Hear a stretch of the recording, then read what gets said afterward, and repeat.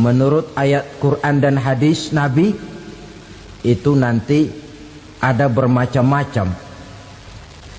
Ada orang beriman itu yang dimasukkan surga. Ada orang beriman itu yang dimasukkan ke dalam surga. Ada orang beriman itu yang disebut penduduk surga. Kenapa lain-lain, Pak? Karena waktu di dunia amalannya juga lain-lain. Ada orang beriman yang masuk surga. Ini paling murah tiketnya. Mau masuk surga? Kata Nabi begini, ma min abdin qala la ilaha illallah thumma mata ala dhalik illa dakhalal jannah. Kalau seorang hamba sudah mengucap dua kalimat syahadat, dia yakin dengan kebenaran kalimat itu sampai matinya, orang itu akan masuk surga. Abi Dzar yang waktu itu diajak bicara heran, ya Rasul kok gampang betul? Iya. Walaupun orang itu mencuri, iya. Walaupun orang itu berzina, iya. Biar dia mencuri, biar dia berzina, kalau dia sudah mengucap dua kalimat syahadat, dia yakin dengan kebenaran kalimat itu sampai matinya, itu orang akan masuk surga. Jadi masuk surga cukup dua kalimat syahadat, yakin sampai mati, masuk surga. Itu perkara masuk. Tapi kalau pertanyaannya diterusin, masuknya kapan, Pak? Nah, ini lain lagi urusannya. Sebab ada yang masuknya itu langsung, ada yang mampir dulu. Di sana tempat cuma dua, kalau tidak surga, neraka. Mau ke surga, tapi mampir dulu. Yang mampirnya jelas di neraka. Kenapa? Dalam hadis qudsi ada riwayat, nanti itu di akhirat, setelah Allah selesai mengatur penduduk surga masuk surga, yang neraka masuk neraka, Allah berkata kepada malaikat Malik, malaikat Malik, labaik ya Allah, itu bajingan-bajingan tengik, manusia-manusia durjana yang waktu di dunia tidak mau sujud, jauh dari ulama, gemar melakukan yang munkarat dan maksiat, hidup di tengah masyarakat selalu jadi bibit keonaran, kufur, sudah masuk neraka semua. Sudah ya Allah. Nah, kalau sudah, coba sekarang kamu masuk, Malik. Saya, iya, masuk neraka. Mau apa ya Allah? Kata Allah, akhriju minan nar man kana fi qalbihi misqala habbatin min khardalin min iman.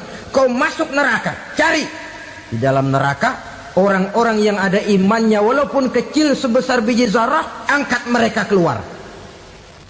Masuk malaikat Malik ke neraka, cari orang yang ada imannya, korek-korek.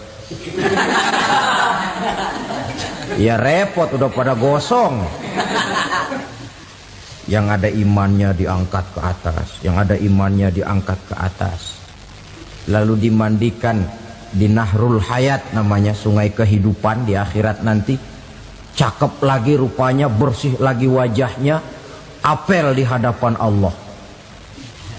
Kata Allah, bagaimana mas? Kapok nggak sampean? Kapok ya Allah. Nah, kalau kapok, idhab fadkhulil jannah, pergi masuk surga sana. Berangkat mereka ke surga, ketemu sama teman-temannya yang udah sampai lebih dulu, yang nggak pakai mampir lagi. Terjadi dialog.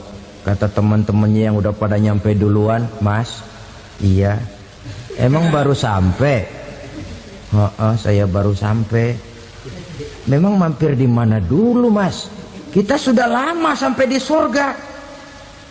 Saudara buka surah Al-Muddatsir ayat 34-35. Ma salakakum fis saqar? Kenapa kamu mampir di neraka Saqar? Qalu lam nakum minal musallin. Mereka menjawab, kami mampir di neraka Saqar mas, gara-gara dulunya kami waktu di dunia tidak pernah sholat. Tidak pernah sholat? Tidak pernah. Kan rumahnya dekat masjid, cuma dekat doang mas. Sholat mah enggak saya. Enggak pernah ngasih makan fakir miskin, enggak pernah hadir di majelis taklim, pendeknya enggak pernah melakukan kebajikan, maka saya pun mampir di neraka sakor. Untung betul saya punya iman mas sedikit. Waktu hidup di dunia dulu saya pernah mengucap 2 kalimat syahadat, sekali-kalinya waktu mau kawin. Masya Allah. Untung saja kawin, kalau nggak kawin polos.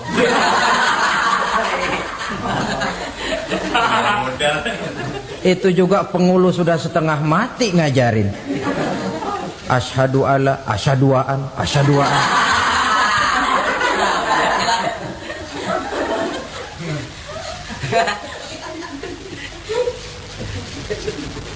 Ini namanya masuk surga, ada mampir dulu.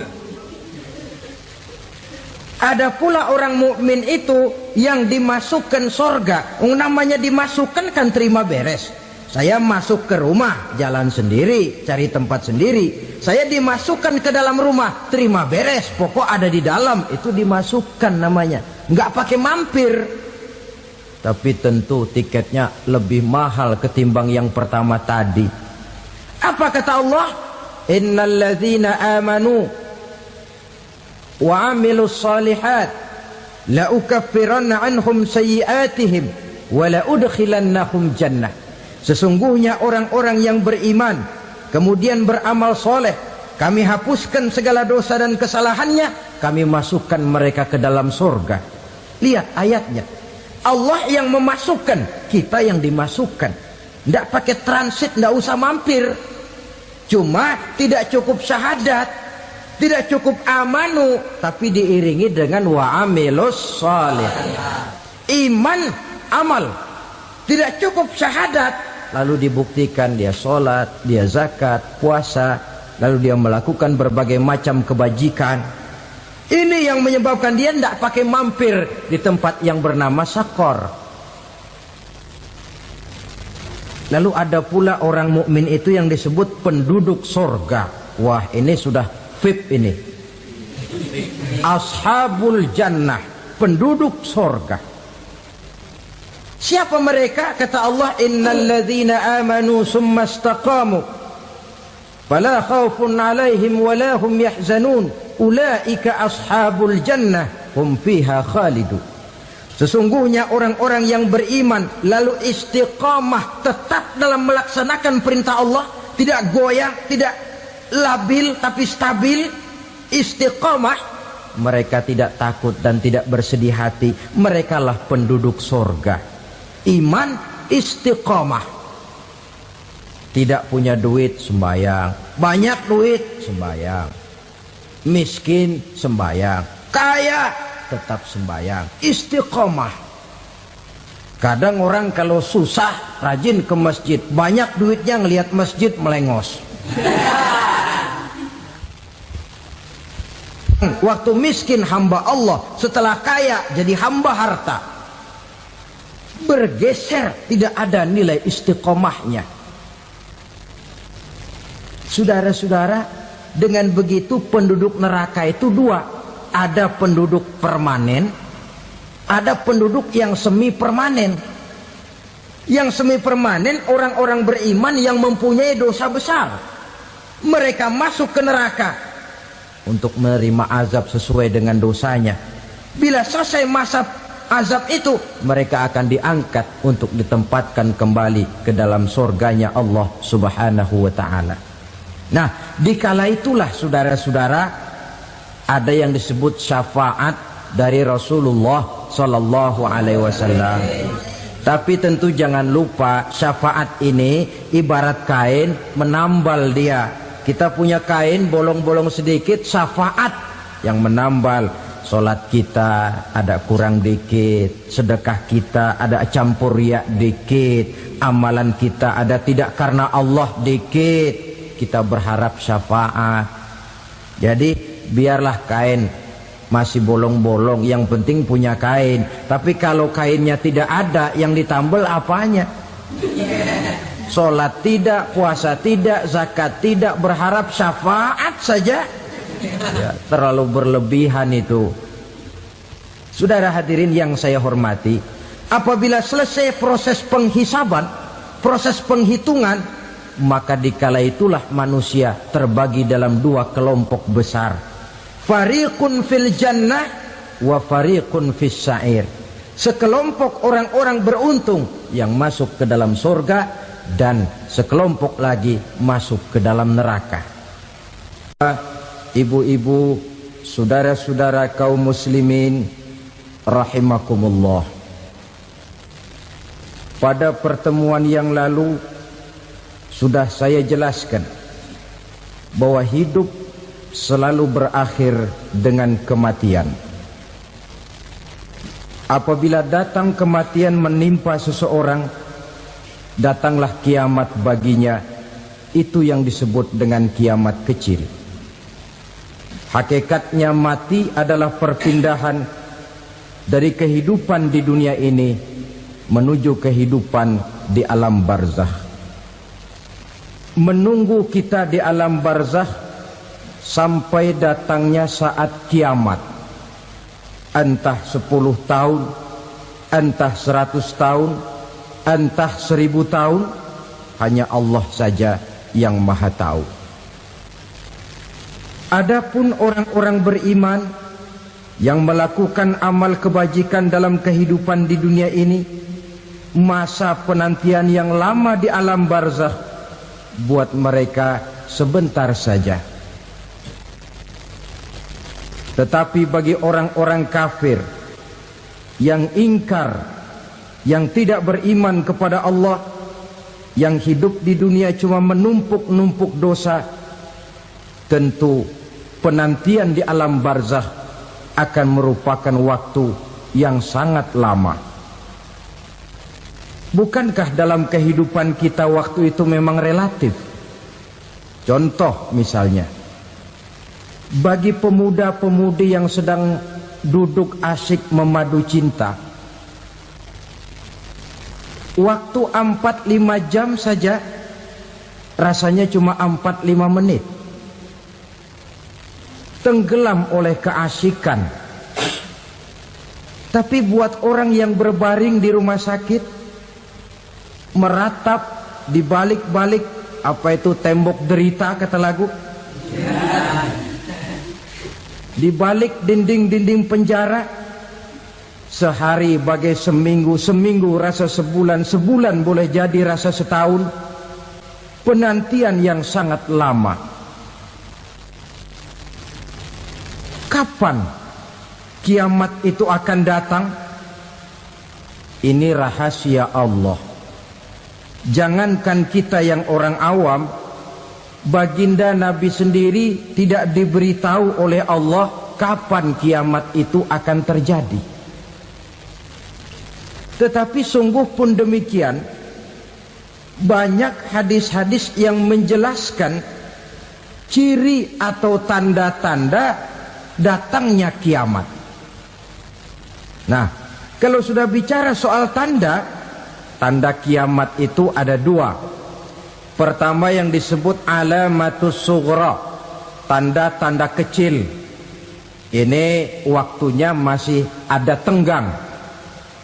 Ada yang dinamakan alamatul kubra, tanda-tanda besar. Artinya kiamat sudah diambang pintu. Apa tanda-tanda kecil dari datangnya hari kiamat itu? Misalnya kata Nabi, apabila ilmu sudah diangkat oleh Allah. Artinya apabila ulama sudah banyak wafat, minat orang belajar agama berkurang, lalu kebodohan nampak merajalela di mana-mana, zina dikerjakan secara terbuka, minuman-minuman keras jadi kebanggaan, itu termasuk di antara tanda-tanda kecil terjadinya hari kiamat. Apalagi misalnya iza waladatil ammatu rabbataha, apabila budak sudah melahirkan tuan. Apa maksudnya? Ada yang mentafsirkan apabila anak sudah bisa membudaki orang tuanya. Orang tua yang melahirkan dia, yang membesarkan dia, demi setelah si anak besar jadi orang berpangkat, bertitel, berharta, berkedudukan, jadilah orang tua itu budaknya. Sehingga sering dibilang kalau orang tua kaya, anak jadi raja. Tapi kalau anak yang kaya, orang tua sering jadi budak. Apalagi munculnya fitnah yang bergelombang, timbul perang antara dua bangsa yang besar, waktu berjalan terasa sangat pendek sekali. Itu merupakan tanda di antara tanda-tanda kiamat. Termasuk di dalamnya sulit membedakan mana laki, mana perempuan. Kan kalau tanda-tanda kayak begini sekarang sudah banyak kita lihat kan. Ulama banyak wafat, penggantinya sulit. Zina dikerjakan berterang-terangan, minuman keras jadi kebanggaan, banyak anak membudaki orang tuanya, sulit membedakan mana laki mana perempuan. Kadang-kadang dari belakang kita lihat perempuan bener, begitu kita colek nengok jenggotan.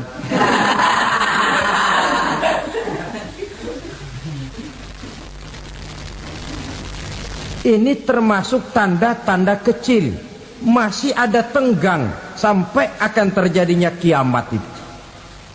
Nah, yang dimaksud dengan tanda-tanda besar, ini tanda besar artinya kiamat sudah diambang pintu. Pertama, matahari terbit dari sebelah barat. Apabila matahari sudah terbit dari arah sebelah barat, tertutuplah sudah pintu taubat. Bersabda Nabi kita, la taqumus sa'atu hatta tatlu'a syamsu min maghribiha. Tidak akan datang hari kiamat sampai matahari terbit dari arah sebelah barat. Fa iza tala'at, manakala matahari telah terbit dari arah sebelah barat, wara'ahan nasu, manusia banyak menyaksikan itu, amanu ajma'un, mereka pun lalu beriman. Yang tadinya kafir, yang tadinya ingkar, yang tadinya membangkang, setelah melihat matahari terbit dari sebelah barat, buru-buru beriman, berlomba-lomba mengucap dua kalimat syahadat. Tapi apa yang terjadi? Kata Nabi, wadzalika hina la yanfa'u nafsan imanuha lam takun amanat min qabl. Hari itu adalah hari yang iman sudah tidak berguna lagi bagi seseorang apabila sebelumnya memang dia tidak pernah beriman. Au kasabat fi imaniha khaira, atau beriman tetapi tidak pernah melakukan kebajikan di dalam keimanannya itu. Hari yang sudah kasib, hari yang sudah terlambat, beriman tidak akan ada gunanya lagi. Ini pelajaran buat kita. Sebelum sang surya terbit dari sebelah barat, sebelum nafas sampai di tenggorokan, artinya pintu taubat masih terbuka. Kalau dua hal itu sudah terwujud, nafas sudah sampai di kerongkongan atau matahari sudah terbit dari arah sebelah barat, tertutuplah sudah pintu taubat. Tak ada lagi gunanya pangkat, jabatan, harta, bahkan beriman pun dalam suasana macam itu. Too late, kata orang Kulon. Sudah terlambat. Matahari terbit dari arah sebelah barat. Itu tanda besar, artinya kiamat sudah diambang pintu. Lalu apalagi tanda besar? Munculnya Dajjal. Dajjal artinya pendusta-pendusta yang menyesatkan manusia. Ada dua macam Dajjal, saudara. Ada Dajjal kecil. Ini Dajjal kelas 3. Kalau ini sejak zaman Rasulullah sudah ada itu. Tiap zaman ada. Di zaman Rasulullah misalnya ada yang bernama Aswad al-Unsi dari Yaman. Ada yang namanya Musailamah al-Kazzab dari Yamamah. Ada yang namanya Ibnu Sayyad dari Madinah. Ini dajjal-dajjal di zaman Rasul. Musailamatul Kazab memproklamirkan diri jadi nabi dia. Di zaman Rasul masih hidup. Ini dajjal zaman Nabi. Di zaman sahabat muncul dajjal-dajjal. Di zaman kita sekarang ini dajjal-dajjal pun gentayangan. Dajjal-dajjal kelas teri. Kerjanya mendustakan manusia, menyesatkan manusia, memalingkan manusia dari jalan yang benar dan diridhoi oleh Allah Subhanahu wa taala. Adapun yang merupakan tanda besar dari datangnya kiamat, dajjal-dajjal kelas kakap. Pembohong-pembohong besar yang menyesatkan masyarakat manusia berpaling dari jalan Allah mengikuti jalan mereka. Apa sih ciri dajjal itu? Kata Nabi dalam hadis Bukhari Muslim, "Inna dajjala", sesungguhnya yang namanya dajjal itu yakhruju, satu saat akan muncul mendekati hari kiamat. Wa inna ma'ahu ma'an, si dajjal ini membawa air. Wa naran, dan juga membawa api. Dua simbol. Di tangan yang satu dia bawa air, di tangan yang satu dia bawa api. Wa ammal ladzi yarahu an-nasu ma'an fanarun, adapun yang orang banyak lihat air, hakikatnya adalah api. Yang dilihat api, hakikatnya adalah air. Oleh sebab itu, kalau api yang ditawarkan, ambillah air. Kalau air yang ditawarkan, pilihlah api. Maksudnya apa ini? Ini bahasa simbol, saudara-saudara. Dajjal bicaranya seolah-olah untuk kepentingan manusia, menawarkan surga. Surga yang dia tawarkan hakikatnya neraka. Hai manusia, kalau kau mau bahagia, jangan dekat-dekat dengan agama. Solat itu tidak efektif dan efisien, tidak produktif dari segi ekonomi itu. Menghadiri majelis taklim cuma buang-buang waktu. Tahajud, tasbih, tahlil, baca Quran, apa itu? Pekerjaan mubazir saja. Hidup ini cuma sekali, masa yang cuma sekali, manfaatkan dengan sebaik-baiknya. Mumpung, dibawanya sifat mumpung tetapi dalam pengertian yang sangat negatif. Bicaranya seolah-olah untuk kepentingan manusia, tetapi sebenarnya menjerumuskan manusia. Menawarkan air tapi sebenarnya api, menawarkan api tapi hakikatnya air. Buat apa kamu sholat? Buat apa kamu bayar zakat? Buat apa kamu puasa? Surga yang dicanangkan dajjal hakikatnya neraka. Neraka yang digambarkan dajjal pada dasarnya adalah surga. Jadi memutarbalikkan fakta itu kerjaan dajjal. Yang hak jadi batil, yang batil dibilang hak, yang benar jadi salah, yang salah malah jadi benar. Tuntunan disuruh jadi tontonan, tontonan malah menjadi tuntunan. Itu pekerjaan dajjal profesinya. Zamannya Nabi Adam, dajjalnya kan iblis. Betul? Betul. Apa sih gang kerayuan iblis itu? Allah setelah menciptakan Nabi Adam kan bilang, Adam, kau dan istrimu Hawa tinggal di surga ini. Seluruh fasilitas yang ada di surga persilahkan kau nikmati. Satu yang tidak boleh, jangan coba-coba dekati pohon khuldi. Dekat saja jangan, apalagi sampai memetiknya. Datang dajjal yang namanya iblis ini. Adam, kamu tahu nggak kenapa tidak boleh makan buah khuldi? Ya nggak tahu, pokoknya saya dilarang. Bodoh kamu Dam. Khuldun artinya kekal. Kalau kamu makan itu buah, kau akan kekal di surga buat selamanya. Allah tidak kepengen, maka dilarang kamu makan buah khuldi. Kalau kau ingin kekal di surga Adam, makan saja. Saya bicara begini ini untuk kepentingan kamu Adam. Ini kan ciri-ciri Dajjal. Bicaranya sih seolah-olah untuk kepentingan Nabi Adam, hakikat sebenarnya menjerumuskan Nabi Adam supaya ingkar dan melanggar larangan dari Allah Subhanahu wa ta'ala. Jadi setelah muncul Dajjal, timbul kekacauan-kekacauan di masyarakat.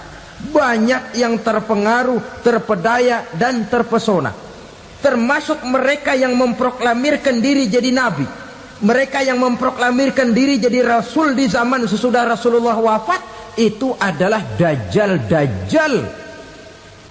Maka saya ingatkan, kalau di zaman kita sekarang ini ada orang ngaku jadi nabi, ada orang ngaku jadi rasul, biar bahasa Arabnya kental,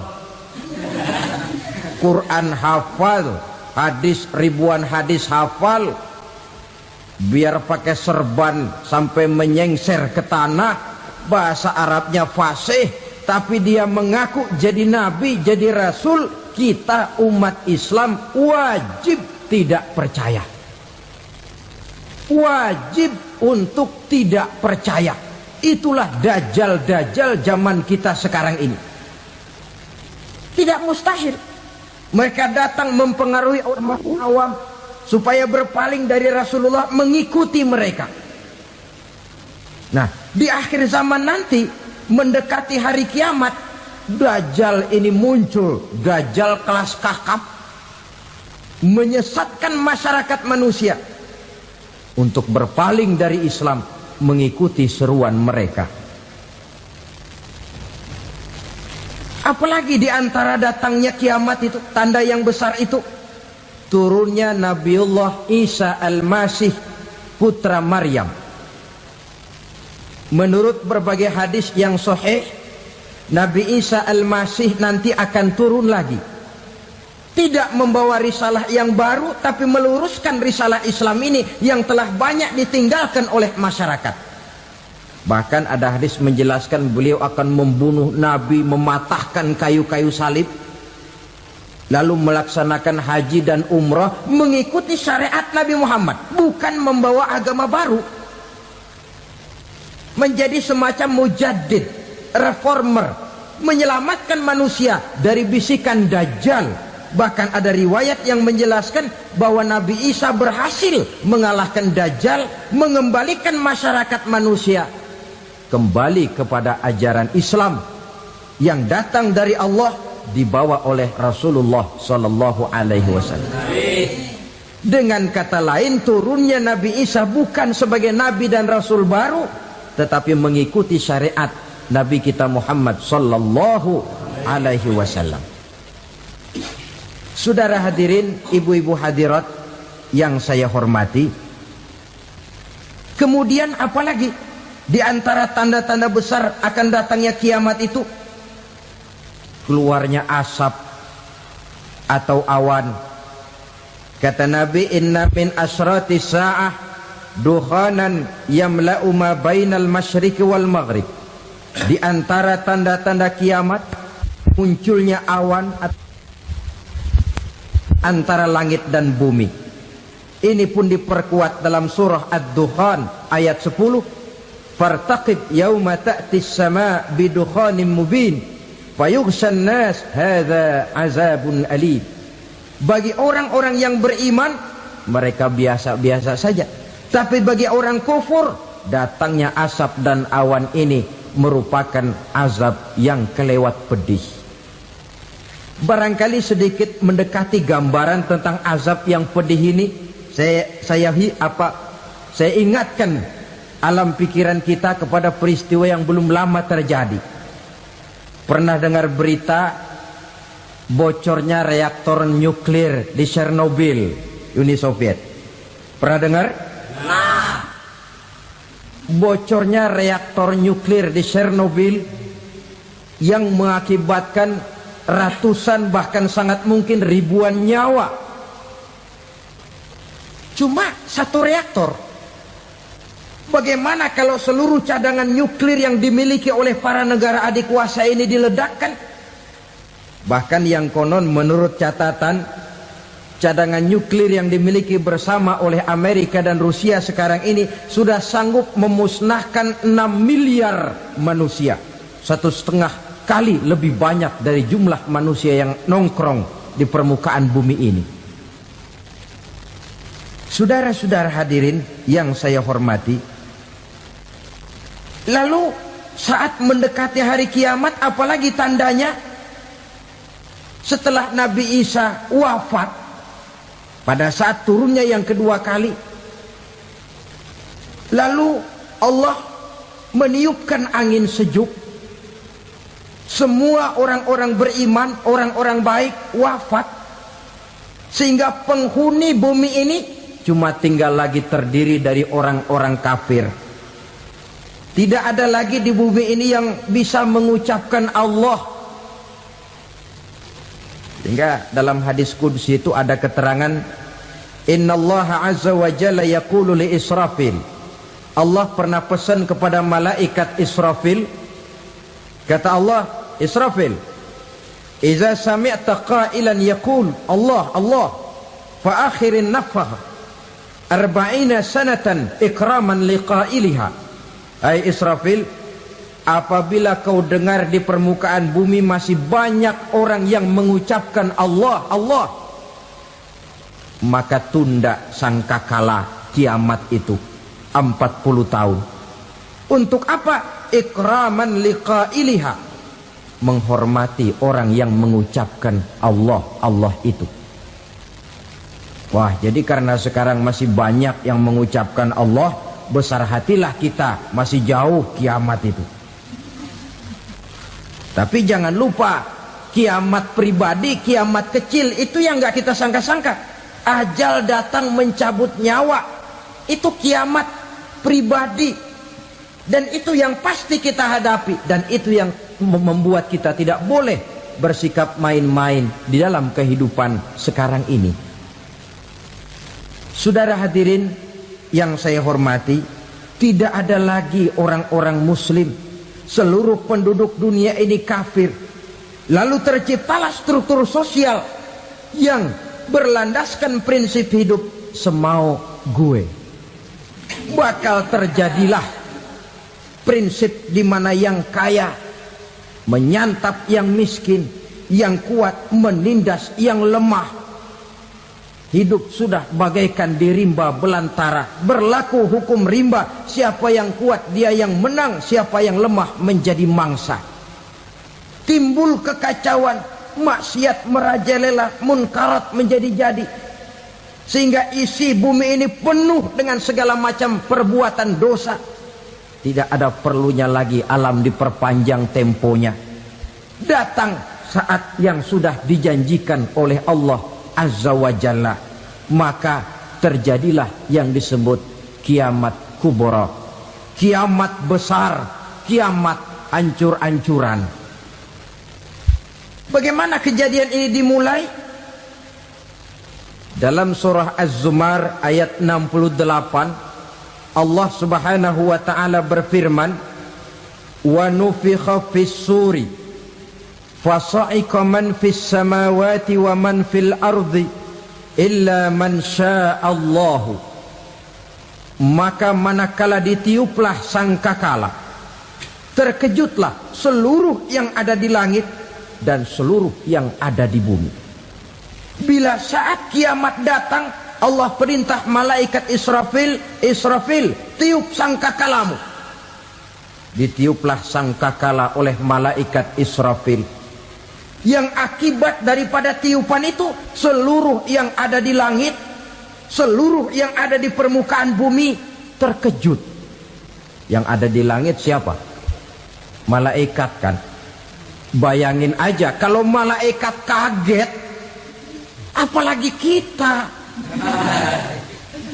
Terkejut seluruh makhluk yang ada di bumi, yang ada di langit mendengar suara sangkakala itu. Bunyinya tidak sanggup kita bayangkan dahsyatnya. Ledakan nuklir, ledakan neutron, belum apa-apa ketimbang bunyi sangkakala malaikat Israfil ini. Nah, lalu mendengar bunyi sangkakala ini, Gemparlah makhluk, kacaulah alam. Bumi gempa, planet-planet bertabrakan, gunung meletus, air laut tumpah ke darat, angin topan bertiup, halilintar menyambar. Lalu semua yang bernama hidup mati total. Mati bareng tanpa persiapan. La haula wala quwata illa billah. Saya kadang-kadang dalam tafakur bermohon, ya Allah, mudah-mudahan saya enggak nemuin kiamat beneran. Ngeri. Tidak bisa kita bayangkan macam apa suasana seperti itu. Allah saja banyak memberikan gambaran, misalnya Al-Qari'ah, wa mal qari'ah, wa ma adraka mal qari'ah. Kejadian yang menggemparkan.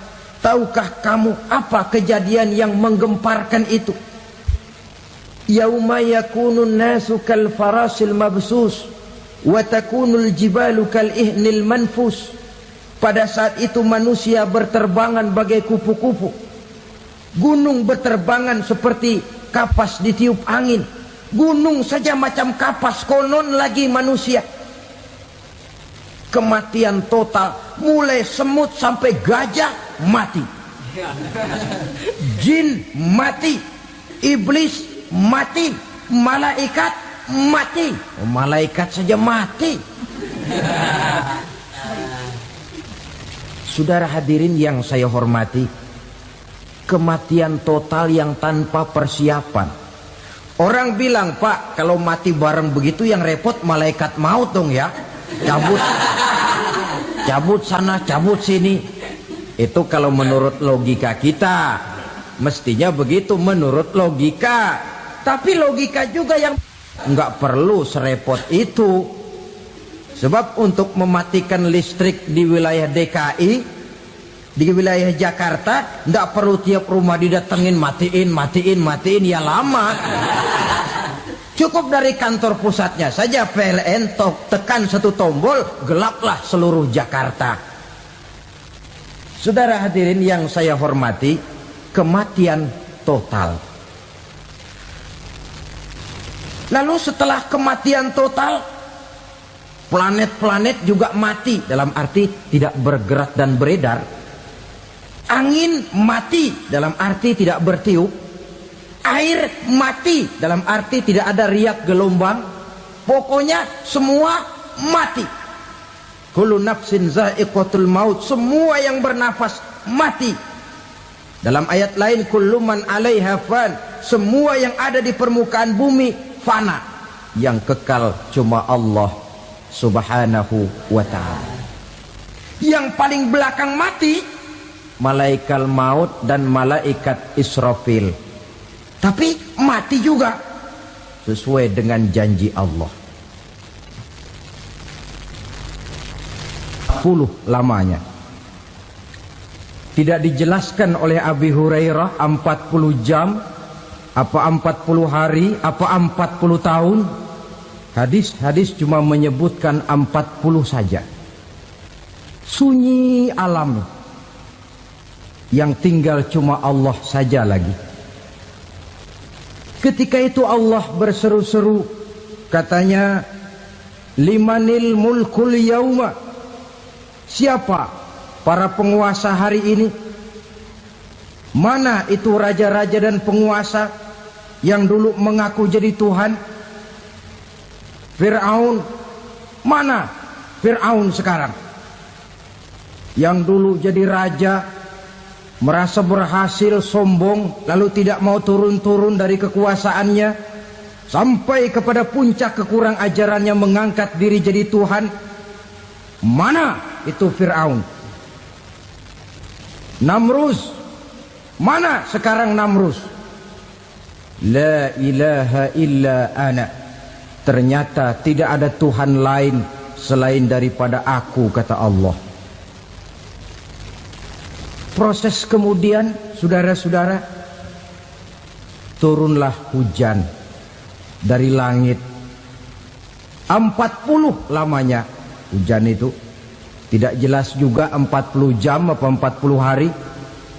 Setelah air turun membasahi, datanglah tiupan sangkakala yang kedua. Semua yang bernama mati bangkit dari kuburnya masing-masing.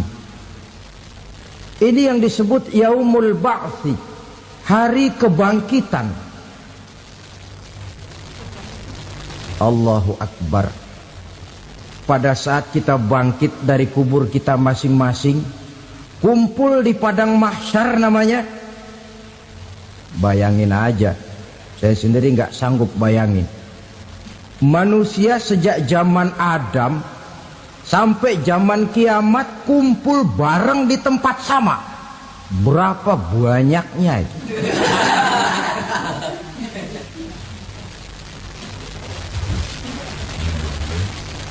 Dan yang luar biasa menurut satu riwayat, pada saat bangkit itu, Masya Allah, roman muka kita berubah, disesuaikan dengan amalan kita waktu di dunia ini. Barang siapa yang waktu di dunia amalannya itu amalan tikus, di akhirat nanti dia bangkit dari kubur, mukanya seperti muka tikus. Gagah betul badannya, tapi mukanya seperti tikus. Kenapa? Amalannya waktu di dunia seperti amalan tikus. Apa amalan tikus itu? Suka ngegeragoti barang yang sudah disimpan rapi-rapi. Orang sudah simpan uang rapi-rapi, simpan perhiasan rapi-rapi, digeragoti oleh tikus. Maling-maling, pencoleng-pencoleng, koruptor-koruptor. Itu nanti di akhirat nanti kita lihat mukanya seperti muka tikus. Oh ini waktu di dunia suka nyolong, mukanya seperti muka tikus. Barang siapa yang waktu di dunia ini amalannya itu amalan macan, dia akan bangkit nanti mukanya seperti muka macan. Apa amalan macan? Macan itu amalannya menang-menangan. Orang yang mau menang saja nggak mau mengalah. Coba lihat di hutan, kenal hutan nggak? Di hutan, raja hutan di mana-mana pasti macan, betul kan? Betul. Padahal hutan belum pernah bikin pemilihan umum. Tapi macan tidak peduli ada pemilihan umum apa tidak, pokok saya raja. Sebab apa? Macan jadi raja itu bukan karena benar, tapi karena kuat jadi raja. Setelah dia jadi raja, rakyat hutan yang mesti dilindungi malah dimakan oleh raja macan. Kambing rakyat hutan dimakan oleh macan. Ayam rakyat hutan dimakan oleh macan. Itu nanti kita lihat di akhirat itu mukanya seperti muka macan, gagah betul. Lalu barang siapa yang di dunia ini amalannya itu seperti amalan anjing, nanti dia punya muka seperti muka anjing. Apa amalan anjing? Pertama, anjing itu kalau disuruh jaga rumah, dia tidak bisa membedakan mana maling, mana tamu. Biar yang datang maling, kalau bawa tulang, anjing kalem. Yang kedua, anjing itu akan setia kepada siapa saja yang memberinya roti. Siapa yang memberinya roti, itulah majikannya. Apa kata majikannya, pasti dia laksanakan. Soal benar atau salah, dia tidak peduli. Setelah anjing dapat roti, dia tidak punya pilihan lain kecuali bilang, abdi mah kumaha juragan wae ayeuna mah.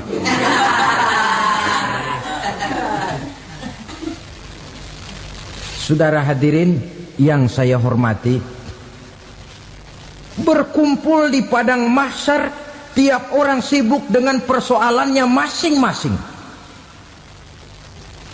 Matahari waktu itu didekatkan oleh Allah, panas luar biasa.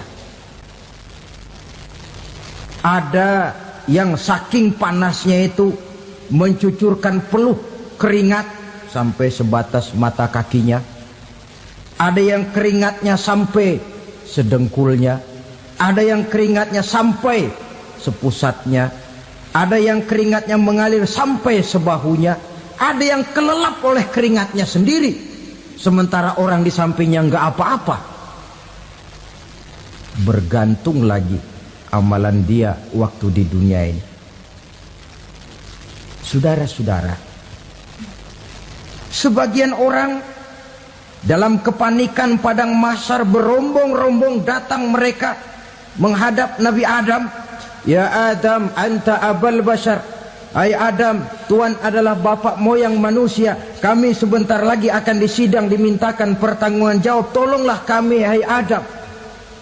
Kata Nabi Adam, jangankan nolongin sampean, saya sendiri tanggung jawab di hadapan Allah ketika dulu tidak boleh makan khuldi, saya serobot. Sudahlah, urus diri masing-masing saja, nafsi-nafsi. Begitu kata Nabi Nuh, begitu kata Nabi Ibrahim. Tiap orang bertanggung jawab sendiri-sendiri. Ketika itulah saudara-saudara, nikmatnya menjadi umat Nabi besar Muhammad sallallahu alaihi wasallam. Sebab apa? Walaupun menurut abjad kita ini umat paling belakang, kan paling belakang kita ini toh, karena Nabi Muhammad adalah Nabi akhir, tapi akan dihisap lebih dulu, lewat di atas sirat lebih dulu, masuk surga lebih dahulu ketimbang umat-umat belakangan.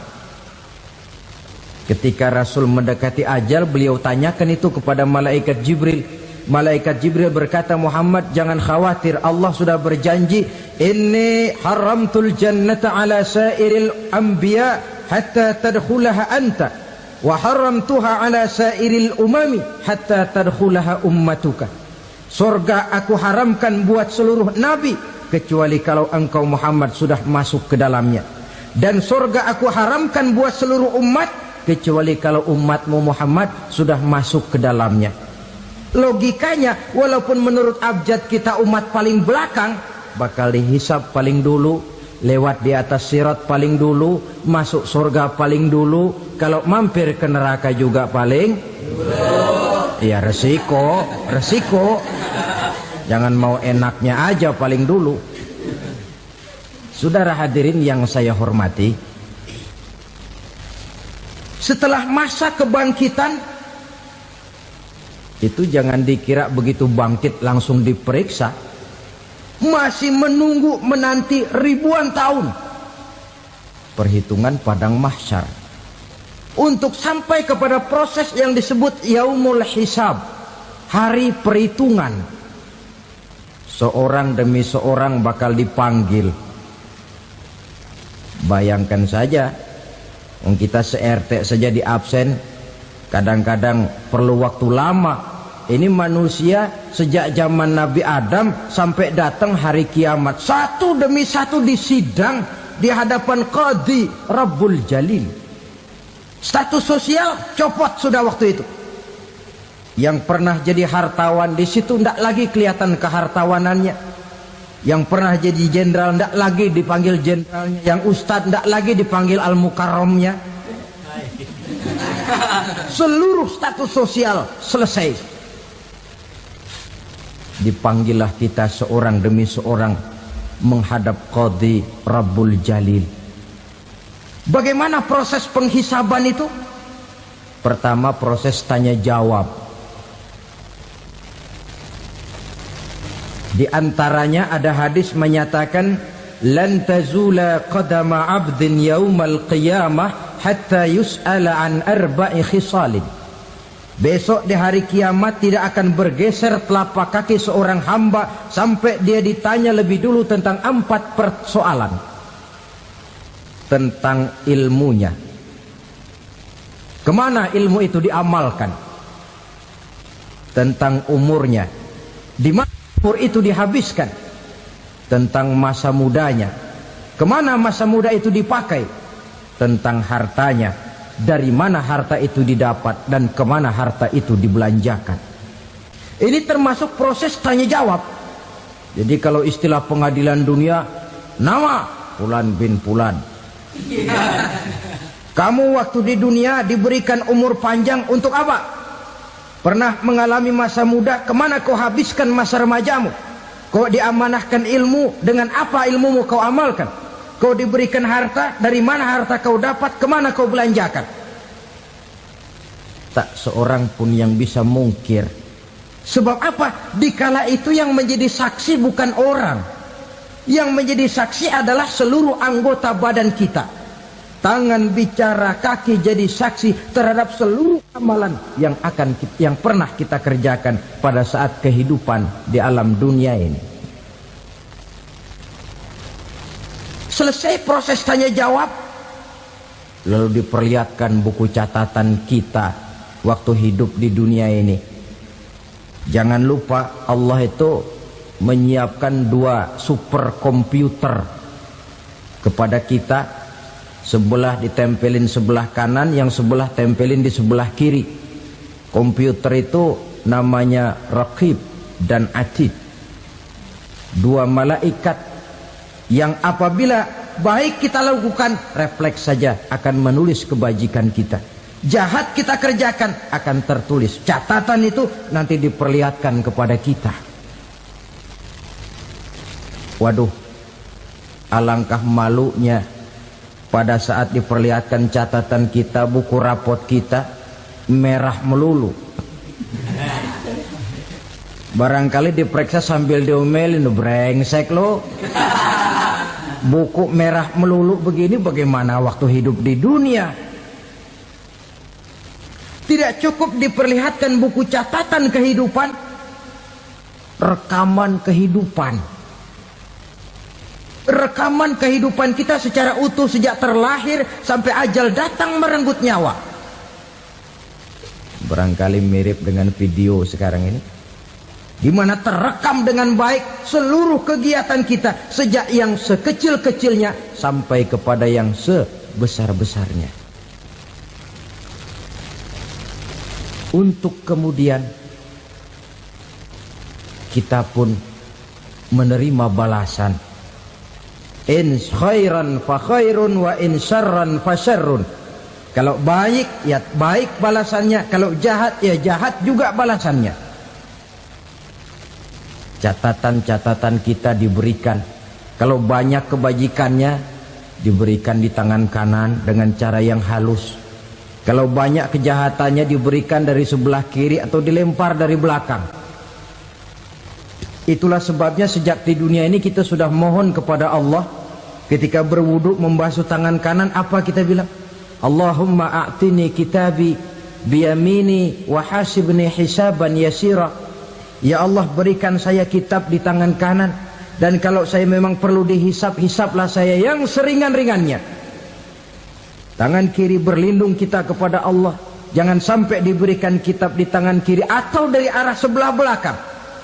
Wa a'udzubika an tu'tiya kitabi bishimali aw min wara'i zuhri, dari arah sebelah belakang. Na'udzubillah min dzalik. Setelah selesai lewat proses penghisaban, lewat mizan, timbangan, maka yang sudah selesai dihisab itu bergeraklah menuju sirat, jembatan yang terbentang menuju surga melalui neraka. Saudara-saudara, panjangnya perjalanan sirat itu memakan waktu ratusan tahun. Tetapi orang yang lewat di atas sirat pun macam-macam, bergantung amalannya ketika di dunia ini. Ada yang lewat di atas sirat itu kalbarkil khatib, seperti kilat yang menyambar, lep, sudah sampai dia di surga. Cepat bukan main. Ada yang lewat di atas sirat itu seperti orang lari-lari. Ada yang lewat di atas sirat itu seperti orang jalan biasa. Ada yang sambil merangkak, ada yang sambil ngesor, ada yang sambil gelayutan, ada yang selamat sampai ke ujung ke surga, ada yang tergelincir jatuh masuk ke dalam neraka, bergantung amalannya dalam kehidupan di dunia sekarang ini. Tiap kita akan melewati yang namanya sirat ini. Saudara-saudara kaum muslimin yang saya hormati, dengan demikian mereka yang selamat melalui sirat sampai ke terminal akhir surga, mereka yang ketika dihisab ternyata banyak kejahatannya daripada kebaikannya, mereka singgah di dalam neraka. Nah, adapun orang-orang yang beriman menurut ayat Quran dan hadis Nabi itu nanti ada bermacam-macam. Ada orang beriman itu yang dimasukkan surga. Ada orang beriman itu yang dimasukkan ke dalam surga. Ada orang beriman itu yang disebut penduduk surga. Kenapa lain-lain, Pak? Karena waktu di dunia amalannya juga lain-lain. Ada orang beriman yang masuk surga. Ini paling murah tiketnya. Mau masuk surga? Kata Nabi begini, ma min abdin qala la ilaha illallah thumma mata ala dhalik illa dakhala al-jannah. Kalau seorang hamba sudah mengucap dua kalimat syahadat, dia yakin dengan kebenaran kalimat itu sampai matinya, orang itu akan masuk surga. Abi Dzar yang waktu itu diajak bicara heran, ya Rasul kok gampang betul? Iya. Walaupun orang itu mencuri, iya.